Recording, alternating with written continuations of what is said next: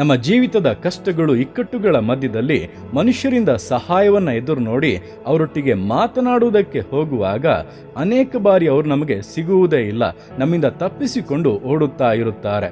ಆದರೆ ದೇವರು ಆ ರೀತಿಯಾಗಲ್ಲ. ಇಕ್ಕಟ್ಟಿನಲ್ಲಿ ನಾವು ಆತನಿಗೆ ಮೊರೆ ಇಡಲು ಆತನು ಸದುತ್ತರವನ್ನು ದಯಪಾಲಿಸುವಂಥ ದೇವರು.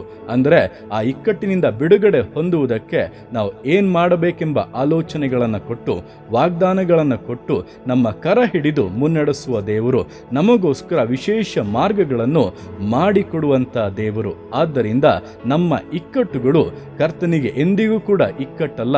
ಆತನು ಸಂತೋಷವಾಗಿ ನಮಗೆ ಸಹಾಯ ಮಾಡುವುದಕ್ಕೆ ಬರುತ್ತಾನೆ ಎಂಬುದನ್ನು ತಿಳಿದು ಆತನ ನೋಡಿ ಮೊರೆ ಇಡುವುದಕ್ಕೆ ಪ್ರಾರಂಭಿಸಿ, ನಿಶ್ಚಯವಾಗಿ ಆತನು ಸದುತ್ತರಗಳನ್ನು ಕೊಡುತ್ತಾನೆ. ನಿಮ್ಮ ಜೀವಿತದ ಅವಸ್ಥೆಗಳು ಬದಲಾಗುವಂತೆ, ಇಕ್ಕಟ್ಟುಗಳು ವಿಶಾಲವಾಗಿ ಮಾರ್ಪಡುವಂತೆ ವಿಶೇಷವಾದಂಥ ಅದ್ಭುತಗಳನ್ನು ಮಾಡಿ ನಿಮ್ಮನ್ನು ಸಂತೋಷ ಪಡಿಸುತ್ತಾನೆ.